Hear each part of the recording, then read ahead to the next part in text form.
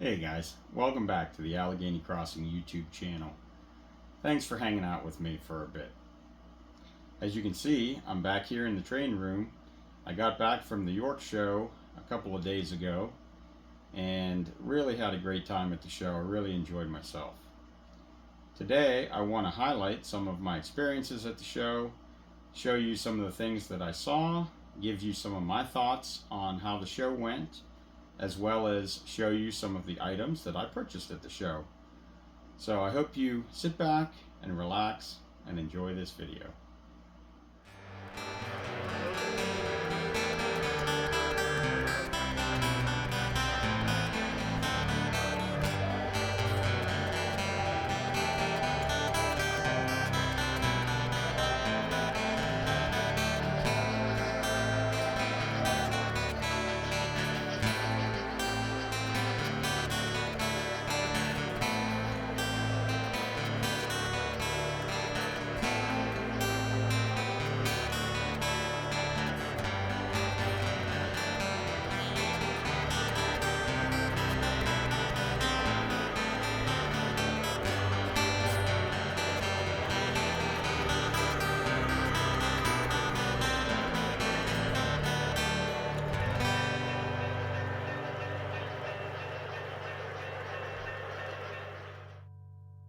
So there may be some of you that are wondering, what is the York Train Show and why does everybody talk about it so much?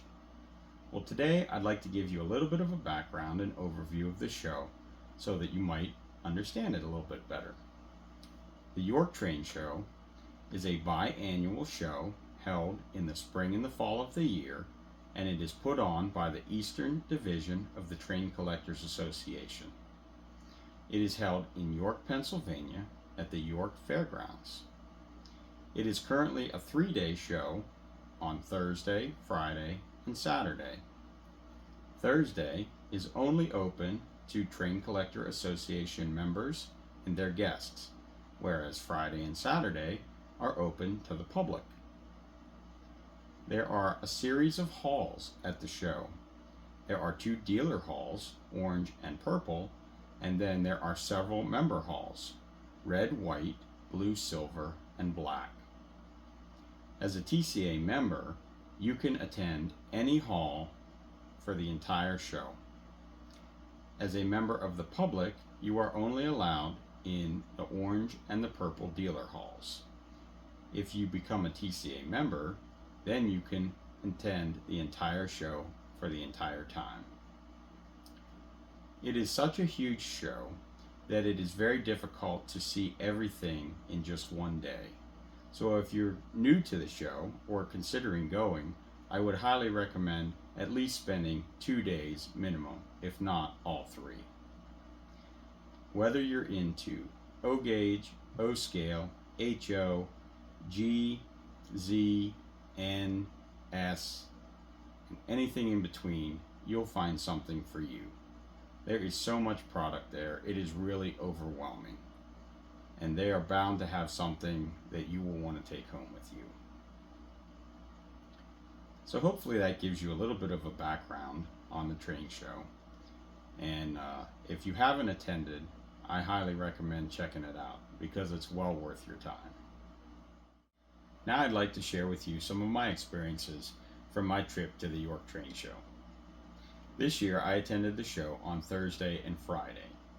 Thursday the show doesn't open until 12 o'clock, whereas Friday morning it opens at 9:30. Prior to the show opening on Thursday morning, I attended a breakfast put on by some of the folks from the OGR Forum. This is a biannual breakfast that is held at the Round the Clock Diner just outside of York, Pennsylvania. It is a great time of food and fellowship, and a time when you can catch up with some old friends as well as meet some new ones. I had the privilege of running into a few guys that I had met at the last breakfast I attended, including Alan and Bill, as well as running into and meeting some new friends, especially some guys from the River City 3-railers.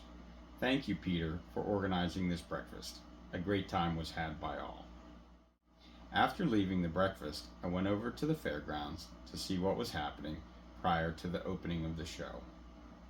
while waiting around in the parking lot, I had the privilege of running into Chris from RBP Trains as well as JD Stucks from Jason's O-Gauge Trains. These two guys have done so much for the hobby through their YouTube channels as well as their beautiful layouts that they have at home. It was a privilege getting to meet them in person. If you haven't checked them out, go and check them out on YouTube. You will thoroughly enjoy it. Thanks, guys. The show opened at 12, and this year I actually attended the show with a couple guests that I brought along with me. My friends were HO guys, so we started in the silver and blue member halls, and I was actually pleasantly surprised to see the amount of HO product. I had never really paid much attention to that at previous shows, me being an O-scale guy. But I thought that there was a nice selection of product in all the member halls. And I kind of thought that there were two classifications of sellers. You had folks that were willing to sell what they brought at really reasonable prices and reasonable offers. And then you had some folks that I thought maybe the prices were a little on the high side. But nevertheless, there were deals to be had by all. After walking through the blue and silver halls, we then went over to the purple hall to check out some of the layouts that were there. This year, the purple hall only had a few dealers and was mostly layouts. The one layout we saw in the purple hall was the Eagle Line Railroad layout. This is always a showstopper layout. These guys do a great job and put on a great show with their layout. After leaving the purple hall, we went over to the black hall, which also had a layout. This layout was the standard gauge layout and was really beautifully done. They had a nice selection of standard gauge trains running, and it was actually my first time seeing this layout. Really nice job, guys. After this, we made it to the orange hall. At this time, it was about 5 o'clock, so we didn't have too much time left given that the hall closed at 6:30. But that was okay, since I was going to be attending the show on Friday as well. We started out by checking out the layouts in the lobby of the orange hall. This year, this layout was put on by several different groups and was really well done. Nice job, guys. Going into the orange hall, there was tons and tons of dealers and two manufacturers, including mthtrains and Atlas Trains. We walked around for a little bit and checked out some of the things that they had to offer. I thought that there was a really nice selection of product, and it was great to see a fair amount of people on Thursday in the orange hall. On Friday morning, we started again, got to the show at about 10 o'clock. Our first stops were to the red and white member halls. These halls are a little bit smaller than the blue and silver halls, but still, they were packed with people and packed with quite a lot of product. I was pleasantly surprised by some of the deals that I saw going on. We walked quickly through these two halls, noticing the S-gauge layout in the back of the white hall. This is always a great layout. These guys do a nice job. After leaving the white hall, we went back to the orange hall and spent the remainder of the time there. I got to walk around in more depth and check out all the dealers that were in the orange hall. I had the privilege of meeting Harry Henning at Henning's Trains. Really nice guy, and they do a wonderful job in this hobby. I saw some other dealers that I was familiar with, including my own local train shop, Just Trains of Delaware, and some others. So there's always the discussion about how does this show compare to shows in the past. I can't really answer that fully because I've only attended a couple of these shows in recent years. But I have to say, from my perspective, it looked like that the 2 days that I were there, the halls were filled with people, and from a couple dealers that I talked to, it sounded like they were having a good show. So even though it might not have been as crowded and as packed as previous shows in past years, I think it was still a well attended show, and I think it was still worth going. Well, guys, now this is the moment that you've all been waiting for. What did I get at the show this year, and what did I bring home with me?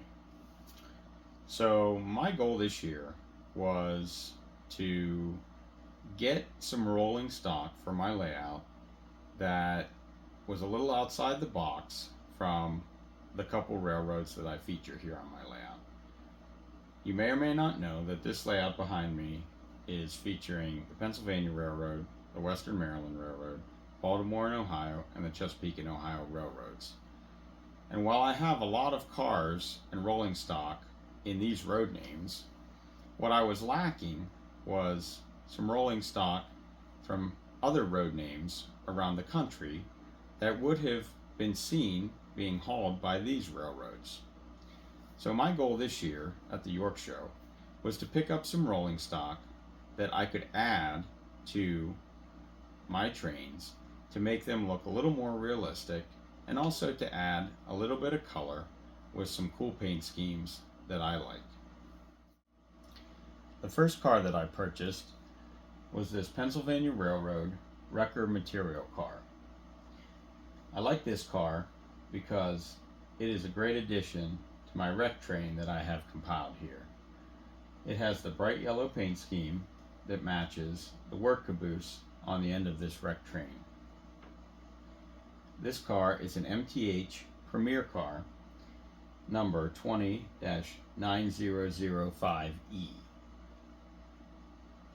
Found this car in the Blue Hall from a gentleman that was selling a bunch of freight cars from his collection that were in the box unopened, and he had some great deals. The next three cars I bought are also from the same gentleman in the Blue Hall. First car is this Pennsylvania Railroad Fruit Growers Express. I really love the paint job on this car. I didn't have a Fruit Growers Express car, and of course it fits in with my Pennsylvania Railroad theme, so I had to have this car. Next, I have this State of Maine Products Bangor and Aroostook car. I've always loved these cars. I've loved the paint scheme, and I've always wanted to have one for my layout. Beautiful, beautiful car. Finally, the third car is this Santa Fe shock-controlled ATSF car. Really like the paint job on this one as well. I think all three of these cars are a nice addition to my layout. The next two cars I purchased were these two cars, and they were from a gentleman in the Red Hall who was also selling his collection of train items at really reasonable prices. This first car is a Pennsylvania Railroad insulated reefer in the standard Tuscan red color. I had to have this one to add to my Pennsylvania roster. The next car is a National Car Company reefer, and I really like the paint scheme on this with the map of the United States, and I thought this was a great addition as well. Love the bright yellow, really brightens up the layout. These both are also MTH Premier cars. The last three cars that I purchased I found in the Orange Hall. Two of them I bought from Grozbowski's Trains, and the other one I bought from a dealer who I can't remember the name of. These three cars are all K-Line O-Scale Classics cars. I have really grown to love these O-Scale Classics cars. I think K-Line did a fantastic job with the paint scheme and the lettering on these cars, and they really have a level of detail that looks great in my opinion. The first car is this Reading Railroad car in the classic green and yellow paint scheme. I've always wanted one of these cars in this paint scheme, and I'm glad that I was able to find one for a reasonable price. The next car is this iconic Western Pacific car with the feather lettering on it. I just love the look of this car, and I'm partial to the color orange, so I have to have a couple orange cars on my layout. The last car is this Pittsburgh and Lake Erie, New York Central System car. This is another beautiful car, and again, add some color to the layout, as well as just featuring some other road names of railroads that would have been on the layout in this time period that I'm featuring. In total, these three O-Scale Classics cars bring a really nice addition to the layout. Well, this concludes my experience of the Fall 2023 York Train Show. I hope you enjoyed watching, and if you've never been to the show, I hope you'll consider checking it out in the future. Let's finish this video out by running some trains and looking at these new cars that I purchased on the layout with a bunch of other cars that I already had. Again, hope you enjoyed the video. Thanks for watching. If you like what you saw, hit that like and subscribe button, and we'll see you next time.